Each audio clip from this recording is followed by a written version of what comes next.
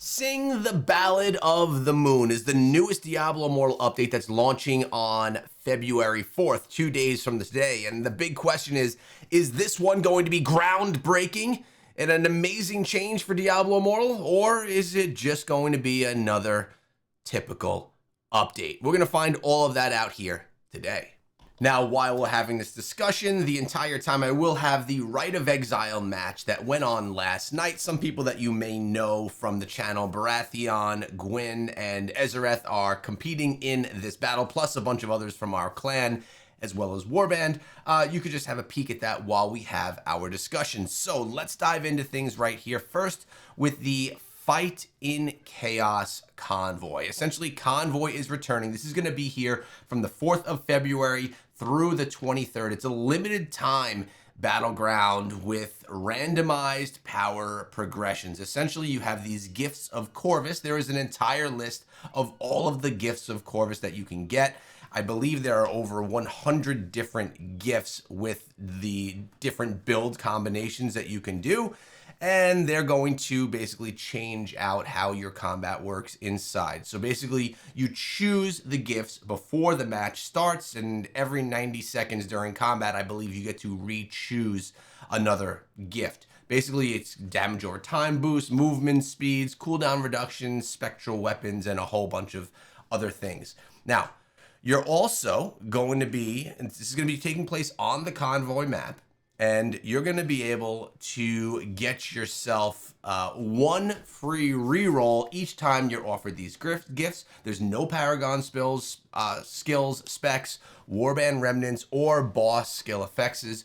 Double battleground rewards are on while this mode is active as well, which is actually quite nice. If you're someone that's looking to dive into battlegrounds, potentially, now's a good time to do it, because at least now you'll get those double rewards. And every match plays differently, which is also kind of cool and a different look. Now, we did go over all of these new legendary equipments. These I put together in a video that I posted for you, I believe it was yesterday or the day before. Go check that out if you want to see how your class is going to be changing with the new affixes. I will also scroll through really quickly here if you just want to capture a quick screenshot and read it for yourself and not have to sit through the entire video that I posted the other day. But all of the classes, of course, are getting new essences. And yeah. All right, so new feature is the Monster Commander. So basically, this is going to be a new powerful elite enemy that coordinates with surrounding monsters. So things that are going on in the match, it's going to work with. And as you can see, here we go. The Shadow Victory was in place for our squad of players. And here, MVP superannuated. I probably said that wrong.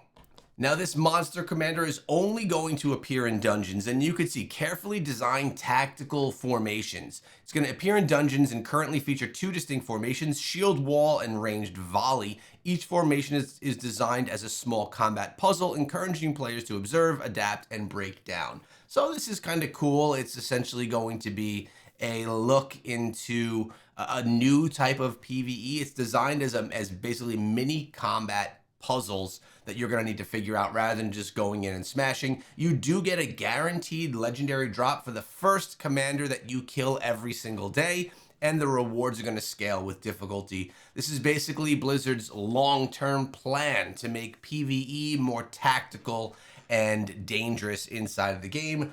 We'll see if this is going to be something that is difficult at first and then very easy, or just easy from the start, because I don't anticipate it being something that's massively challenging long term.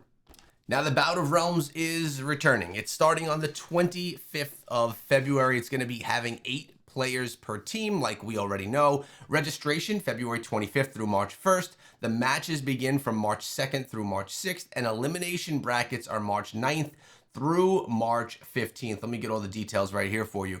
And this time around, it is not a cross-regional battlegrounds event. So it's not going to be people from over in these servers in these countries versus these like it was last time around. They're making it a little closer knit this time, like they were doing the first time around.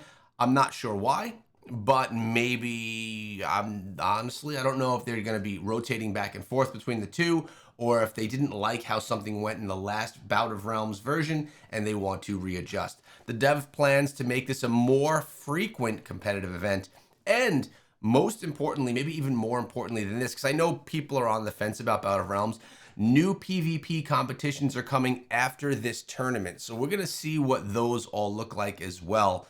Hopefully, we're getting something around the war games that we've been featuring here in the channel to have free to play and very balanced matches. That would be really nice. Tong-Shi's renewal returns as well. Basically, you're going to be getting yourself 5 daily tasks. This is going on from February 4th through the 26th, like dungeons, Elder Rifts, elites, bounties, and you're going to earn the red bags and the TSEMs, which has weekly caps of 30 red bags and 100 SEMs. Red bags can be gifted to your friends or your clanmates, and the rewards in the red bags can be 1 is legendary gems. We got it right here. 1 red bag is a 1-star legendary gem of your choice. 20 is 1 2-star legendary gem of your choice. 40 is 1 3-star legendary normal gems of your choice. And 60 is 3 rare crests. At the end of the day, not the best. The daily free red bags just for logging in, and you could recover the quests, and the familiars are actually going to be able to help you with that, which is quite nice. I like that they're interacting with the familiars, allowing for them to do some of the work for you, specifically for some events that are a little bit lackluster. Battle Pass 49, crazy, almost at Battle Pass 50 already. This one actually looks kind of cool as far as the cosmetics look in the artwork here. It launches on February 12th and obviously goes for just under a month's time. It's going to end on March 11th. From the initial cosmetic look right here, the wizard looking pretty decent.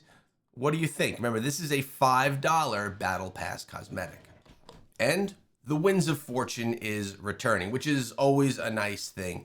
Winds of Fortune is going to be going on from February 4th through February 11th. Remember, this is a 24-hour real-time buff. So once you start it, it's ongoing. There's no pausing it. It's going to give you double drops for gold, experience, gems, legendary items, etc., and applies to dungeons, bounties, rifts, hidden lairs, towers, fishing, and open world farming.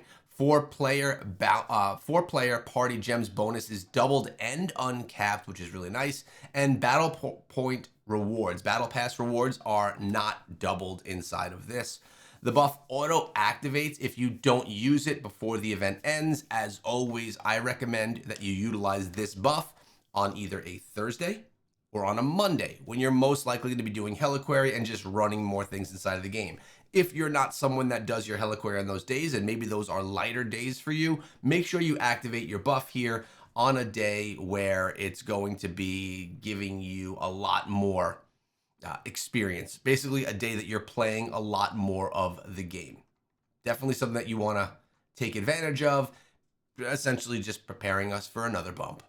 And of course, we have returning events. Lead an ear to Untold Tales. Essentially here, Survivor's Bane, returning from February 2nd through the 11th. Obviously, in doing this right here, this Ear of the Untold Tales, you get rewarded for the events, Turlock Pearls and things like that. We know the deal. Trial of the Hordes going on from February 11th through the 18th, and Fractured Plane from the 18th through February 25th. Then we have Redeemer's Reception, which is the 25th through March 25th, another month's worth of time there. We have Survivor's Bane from the 25th through 4th, Trial of the Hordes from March 2nd through 11th, 11th through 18th is Fractured Plane, and Wild Brawl from the 18th through March 25th. And then we have another new cosmetic, and no, this one is not a Phantom Market cosmetic. This one is purchasable with 4,500 orbs. Basically here, it's going to have a new color change that you can do, a halo ring, a new back ornament. Enhance your cosmetics with 4,500 orbs in the in-game shop. Purchasing it gives you the ability to change your hair and all those things. This is not Phantom Market, but I believe it's going to be, with that price, cross-class amongst all of the classes and available to you for straight orbs. I think this one looks really cool. Reminds me of a previous one that we had. I don't recall the name of it, but this is the one right here that I'm talking about. Nice and golden color. It's actually one of my favorite cosmetics. So this one here definitely does have that similar look and feel. We'll see when it actually comes out, because you can't truly judge it until it's in game. Now for some of the feature updates, we have the 4th Reforged loadout added, which unlocks at 480 Reforged stones. So there's a pop-up confirmation which will appear before unlocking any new loadout to confirm your current active loadout will be copied into new slots when unlocked. Let's hope that that Reforged loadout is not wonky. Sometimes when we're talking about all of these changes, things get a little bit wonky. We have Challenge Rift seasons coming to an end as well. The February 23rd through May 4th, we have 50 new floors that are going to be added, ending in 750 at a 60,000 combat rating. We're going to have lower difficulty from 681 through 700, and 681 is going down to 56,000 combat rating and scaling up to basically 56.5 at level 700. This is a great time for you that have kind of been stuck, including myself, at my combat rating in Challenge Rifts, be able to push myself a little bit higher, get the crystals that I need to then upgrade my green gear, get me out of those difficult stuck stages. Now we do have Inferno 10 and 11 combat rating changes. Inferno 9, you see the changes right here. I'm not going to read through all of them, but essentially it will also be adjusted alongside Heliquary bosses for Inferno 9. So here's Inferno 9 Heliquary bosses. They're all getting to be just a little bit easier. Inferno 10 combat rating for Inferno, for Heliquary bosses right here. Also World Dungeons. Notice, for Inferno 9, it's only the Heliquary bosses. For Inferno 10, World and Dungeon and Challenge Dungeon, that combat rating has changed, as well as the Heliquary bosses. And then for Inferno 11, which is probably what most of you care about, World and Dungeon combat rating is going to be 54,200, and Challenge Dungeon is going to be just about 55,000 combat rating. The thing is, most of us are already that have been playing and you know, for an extended period of time already, 56,000+ combat rating. So Inferno 11 should be no change. There are the full list of the Heliquary bosses as well with their according combat ratings. Also, they're doing a little bit of a change to the Druid based off of the charms. We've heard your feedback that Druid transformation attacks do not benefit from charm effects. Druid transformation attacks will now follow the same logic as Blood Knight transformation effects. Basic attacks performed after transformation will properly receive charm bonuses. So now the charm will be just more effective for the Druid. Maybe a little bit more powerful, a little bit.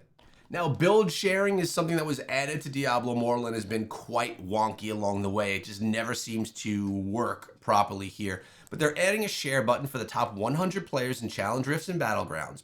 Players will now be able to share these builds in various chat channels, in-game QR codes, or text strings to share anywhere you want online. We've also made it easier to receive these builds through those methods. We'll see. If you want to receive a string share, copy the string in the game and auto detect when you launch or jump inside of the game. The main thing is it going to actually fit with your builds? I always had a problem with gems, normal gems, legendary gems, and how it all just came together was quite wonky. I would rather just kind of take a screenshot of it and then build it myself so it actually fit with what I actually have on my account versus what one of the whales that's sharing it has, that I don't have the same stuff as them. And of course, is going to be something that China gets that we don't. Maybe it will eventually come to us. Maybe it won't. This is a region-specific to China update. New Resonant Wing customization system is going to be coming. And that's kind of cool. I guess you get a certain amount of resonance. You could customize your wings now. You keep in mind we've been getting better and better wings as we get higher resonances. Now is customization the new way? We'll see. It's over in China. We'll see if it makes our way over to us. Then I ask again, this update. Of course, everyone wants new essences, new builds. I get it. But a lot of returning events, a lot of new cosmetics. Is this going to be enough to keep you excited to play for the next couple of months in Diablo Immortal? Let me know down below. Remember, you're going to be able to catch me live. I'm going to be playing quite a bit of Diablo 4 this week during the day, not in the evenings. I hope that you guys subscribe to the channel and come through some of those streams just to see what's going on inside of D4. Maybe a little palate cleanser for all of us. Hope to see you guys there. Hope you have a great day.